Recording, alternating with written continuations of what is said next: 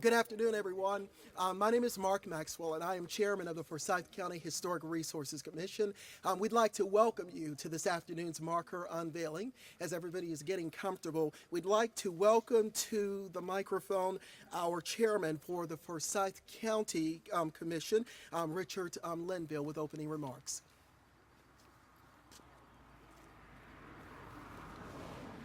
Thank you, whoever put this together.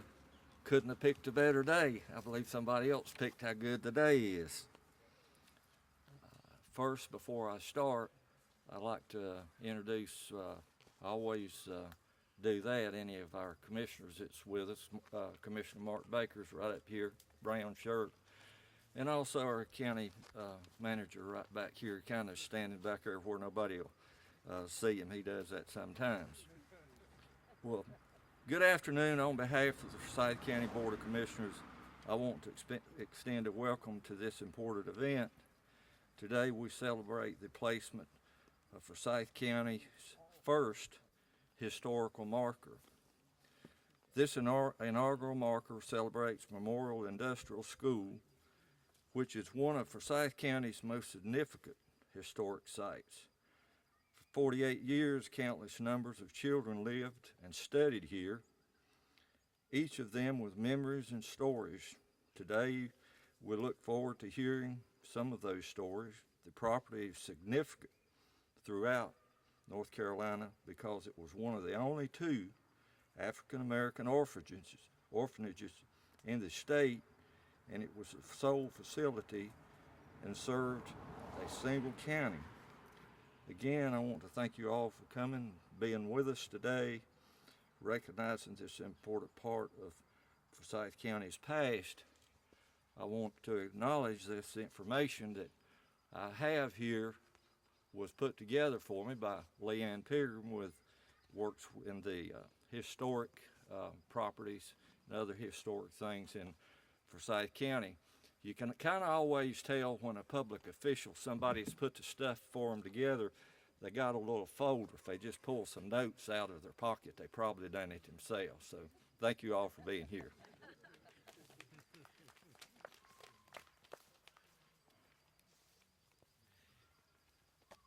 For those of you that have had an opportunity to work with the Forsyth County Historic Resources Commission, you know that this is one of the events that we take the most pride in. There's a great deal of work that goes into the marker selection process. And there are a number of people who work to make the marker selection process move smoothly.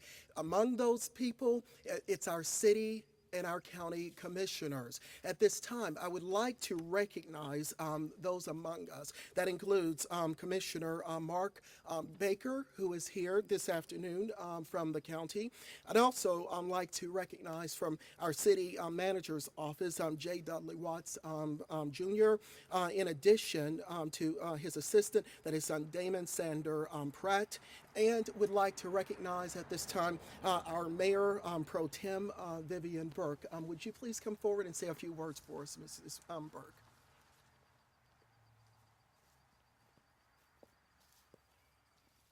Good afternoon. It's a pleasure for me to be here. In fact, I'm honored, and I appreciate all of the individuals who have made this day a very special day. As I was riding here, I thought about my husband, Logan Burke.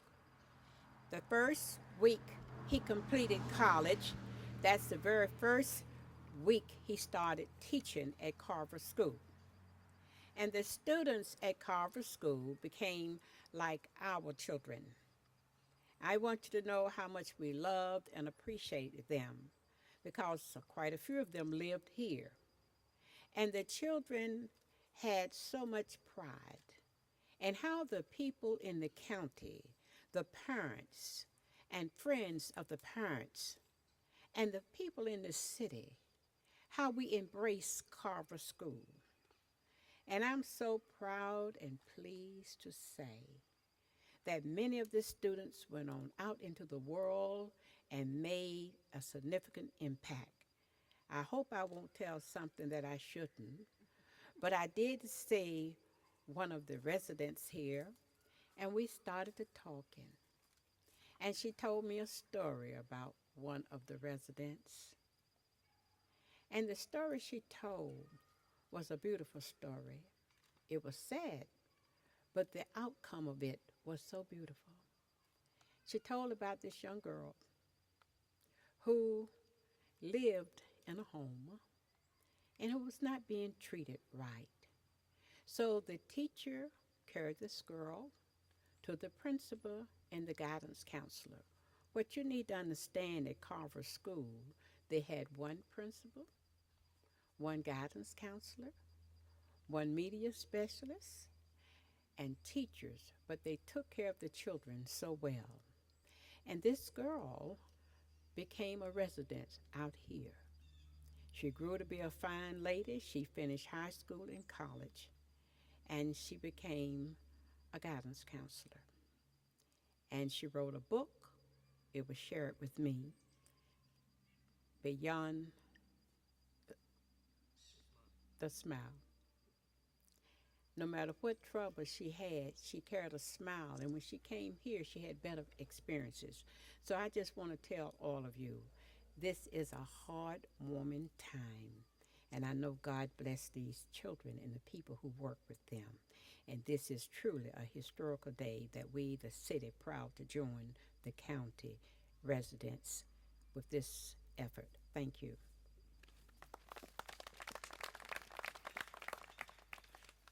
Thank you, Mayor Pro Tem.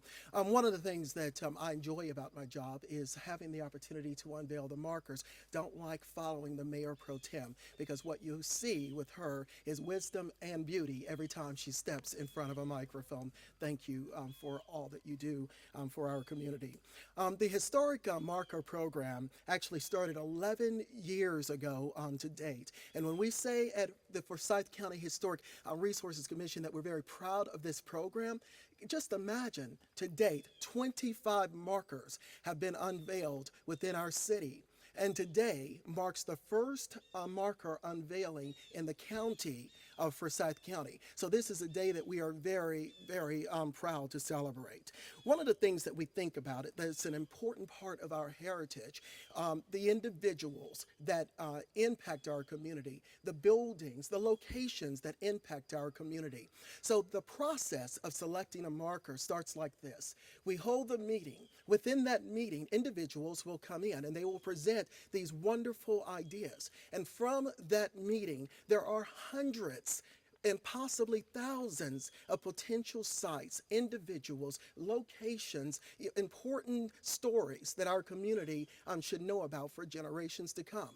Well, months ago, we had one of those meetings, and in walked this amazing gentleman, Dr. English Bradshaw.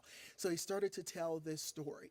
And as he shared the story, he became very emotional because he immediately went back to his journey as a small child, existing on this site, in this facility from the ages of 2 to 15.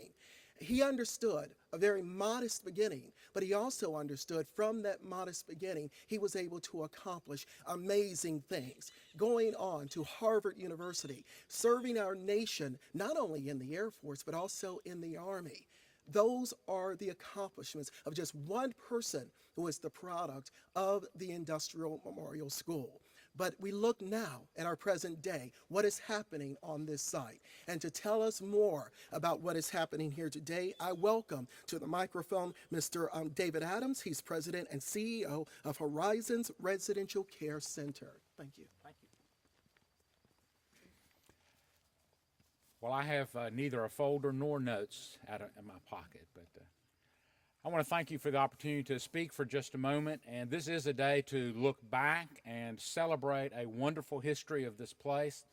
But I want to take a moment to say that there was something that followed that I think has equally been important to many families. And at the time of the closing of the Memorial Industrial School, the decision was made for this property to continue in its usage of serving families and children. And so it was passed along to the board of Horizons Residential Care Center back in the early 70s. And since that time, we have been here now for 40 years, actually celebrating our 40th anniversary this year, and serving individuals with severe disabilities. And they live here. We have another site now over in Winston-Salem, but this is sort of the main campus and a place where 30 individuals live. And it's only because of the heritage of the Memorial Industrial School that Horizons was able to have such a wonderful beginning and a place that is home now and has served so many different individuals through the years. So we're very appreciative of that, very appreciative of that heritage and the lineage and the opportunity to continue to serve individuals and families and to meet the needs of people who have very special and very unique needs. Let me offer an invitation to you, if some of you would care to see any of the buildings, especially administration building, perhaps because you lived here at one time or had a family member, be available to do that afterward. Also, if you would like to see the atrium where our children and adults live, we can give tours. Or if you would like to come back, we're having an open house on Friday, November 8th from 11 to 1, including lunch. And we would invite you or others that you might want to invite to come out that day and have an opportunity to see this place as well as the atrium and the work that's being done here now, as this place has been serving children for now almost 85 years in meeting needs. So we're very appreciative of that. Thank you.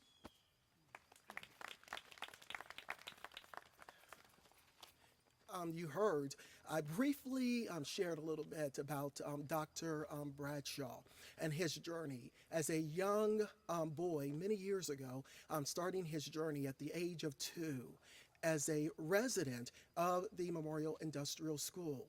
And to look at this man today and understand his journey and all that he has accomplished in bringing us all together today to unveil this marker, marking this spot, this story, this journey that impacted his life and the lives of many other children, it is an honor to be a part of his story. We welcome him to the microphone today because to get a full understanding of Dr. Bradshaw, it's just to spend a few moments in his presence and to understand how impactful he is as an individual, to understand that this is very personal to him. This is not a piece of mortar. This is a story. It's his legacy. It's his journey. The reason I bring my 3 sons out here today, it's important for me to show them individuals like Dr. Bradshaw, to understand no matter where you start, there is so much that you can contribute. I welcome to the microphone at this time Dr. English Bradshaw.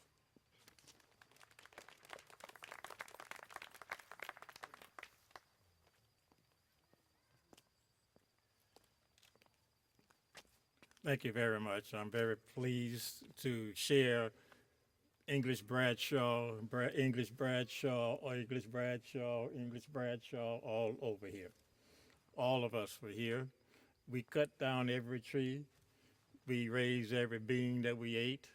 We cut every blade of grass that you see with the push mower. But this all started actually in 1900, really, when at First Baptist Church, the plate was offered, was passed around to start a school for colored children, and the plate came back with $17.23. And so, building upon that, the board of directors erected a school with Addie C. Morris and Dr. Holland and all of the other individuals started a school out there in Walltown. However, it was called the Colored Orphanage Society. However, it's so ironic. On October the 23rd, this is October the 20th. On October the 23rd, 1923, Mayor James G. Haynes, the mayor of Winston-Salem, convened a meeting of members of the Civitan Club, the Rotary Club, and other members of the city of Winston-Salem, and signed the Articles of Incorporation to incorporate the Memorial Industrial School. So it's just befitting that this date falls on that anniversary. But I just want to say that I remember coming here as a child. I was 2 years old.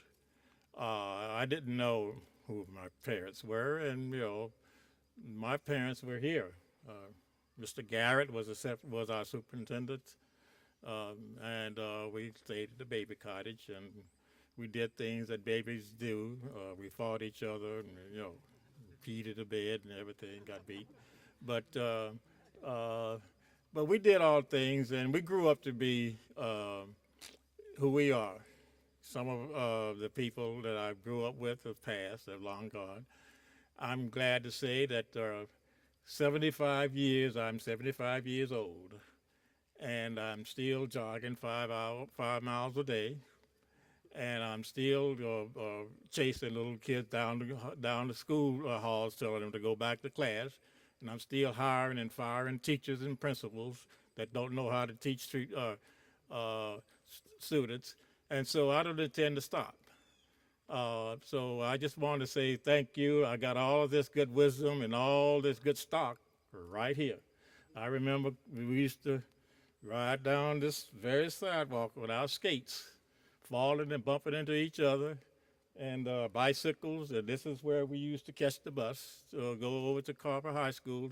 I think Curtis Gray used to drive the bus with the hole in the wall and the floor. We could see the ground, as we passed. But we got a good education, and we're back here, and we're happy to be here. Thank you very much.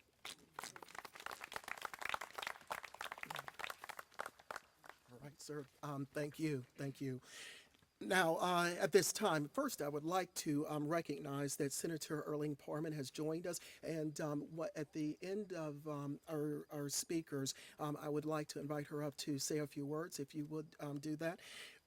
At this time, I would like to welcome to the microphone Willie Dillard. Willie is another alumni of this wonderful facility, and would love to hear more about your journey. And we welcome Mr. Dillard to the microphone. Good afternoon. My notes, there's nothing on here that hadn't already been said, but they were personal to me when I came along. So like English, I get a little emotional too. But I would like to thank the board members that were here in the 40s and the 50s, and went to bat for us as a board, and they devoted to build this facility in the 20s, or whenever it was.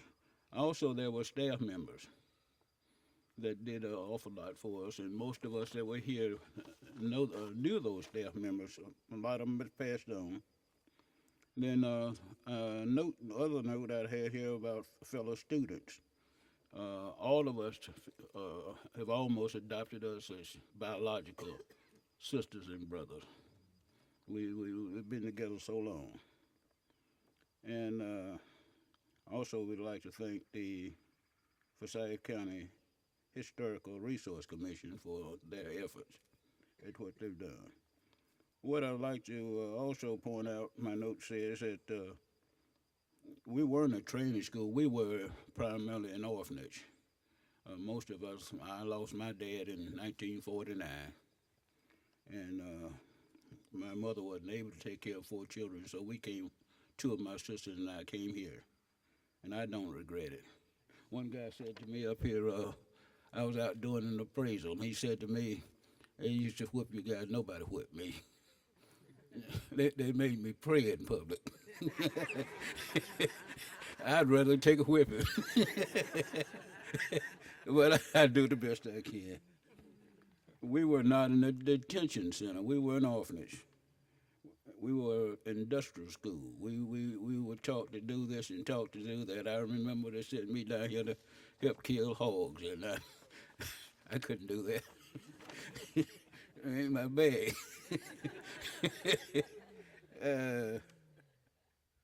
We focus on education. I think Ms. Burt mentioned that we went to Carver. We were very proud to get to the 7th grade and go to Carver. We first 3 grades out here. We went to first, second, and third grade in one room, and the other 3 grades, 6, 7, no, 4, 5, and 6, the other. But we went there, and there were a few students that came to Memorial Industrial School in the Rural Hall area down off number 8 and so forth. I mentioned about the brothers and sisters. So I think there is still a basic need for having, for the dedication here at this site. A lot of times we come out to use the park, or we come out on a journey over to speak to our children. I brought little Mr. Mason out here, and I said, now read it. And he reads it, and that's where your dad and your mom came from. So I thank everybody concerned, and I'll yield the rest of my time to the next person.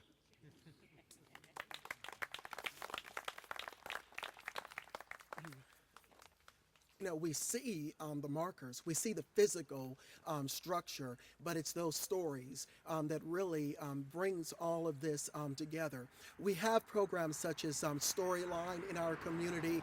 The markers that are online through the county gives us an opportunity to link back and to understand the journey of many people like Willie Dilliard and Dr. Bradshaw and the others that spent many years of their lives and were impacted by this institution that did so much for them to make them, shape them into the great individuals they are today. At this time, we'd like to welcome anyone else that would like to share their story or their experiences, anything that you'd like to share about your journey. Please come forward and introduce yourself.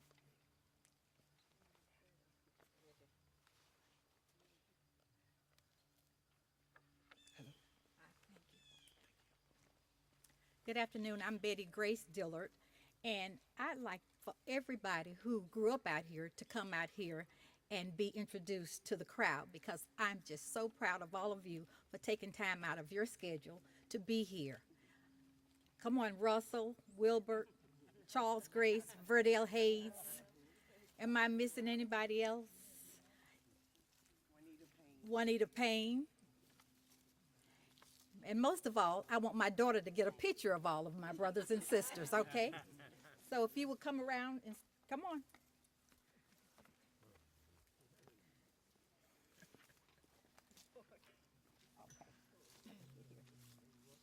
Do you have everybody in? Let's bring it in. Russell? Come on, Russell. Come on, Russell. Yes. Okay, we'll bring you a chair up here. You come on, we'll bring a chair.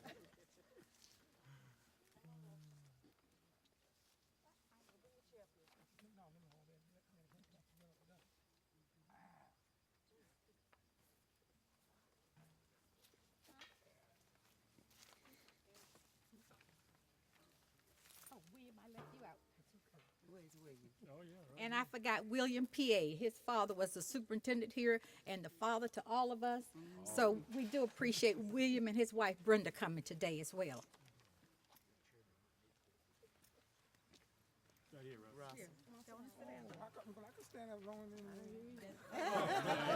We got you a chair. We got you a chair. See, the problem, I had a deteriorated disc in my back and had to have an operation. Still holding out. Still holding on. Right. Come up beside Brenda. Okay. Tighten it up. Am I short or what? And Mr. Pierre, make him tighten up. Come on, guys.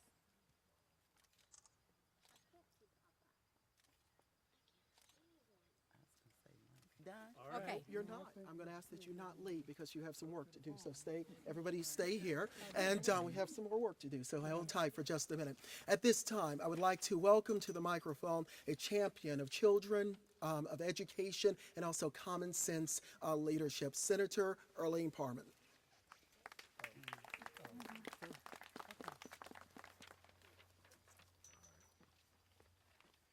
Good afternoon. I'm not going to be long because I know you can't stand long. But it's such a pleasure to be here, and Dr. Burke, Mayor Pro Tem, and Chairman Linville, I am just so honored to be here this afternoon for this unveiling of this marker. And Mr. Dillard, you gave me some history and understanding because I've heard of the Moore Industrial School all of my life.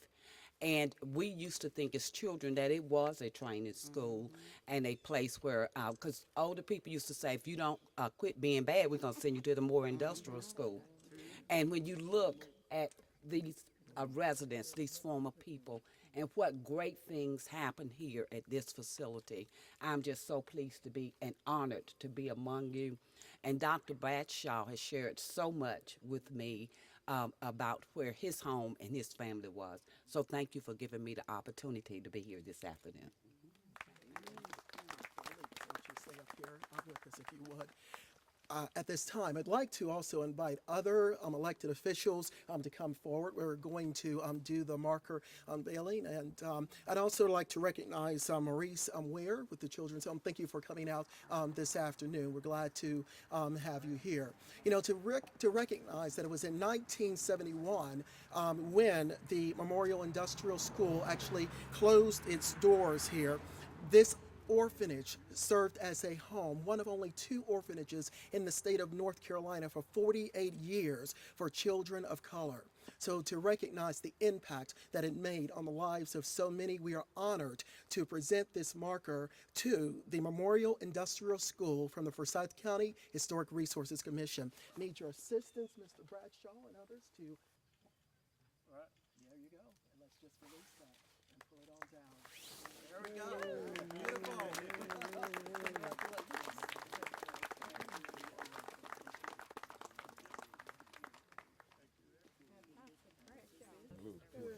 As they move back to the to their seats, my name is William PEAY. My mother and father ran the Memorial Industrial School for as long as I can remember. I grew up in that house right there. As my mother passed away slowly from Alzheimer's, one of the things that she never was able to forget, and that was the people that lived here that I call my brothers and sisters. I'm probably the only man in the world who had over 200 brothers and sisters at any time. And because of them, my mother and father did everything that they possibly could do to serve this county and to serve the students that were here. One of the things that pushed me to doing what I did after I graduated from college and going into education was what I saw here. Through the people like Russell and Wilbur, when Willie went to, I called him Willie, Mr. Dillard, went off to college, when the young ladies went to Barber, Scotia, and my mother and father allowed me to go with them to help take the bags and the trunks up to their rooms. It spurred me on to know that there was something better in life, and we were getting it. We shared, we played, we cried, we lost, and most of all, we won. Most of all, we won. I remember the other orphanage superintendent who would come from Oxford. That's where the other place was. And he would pick up my father, and my father would allow me to go to the meetings with him at Carolina and up in Asheville.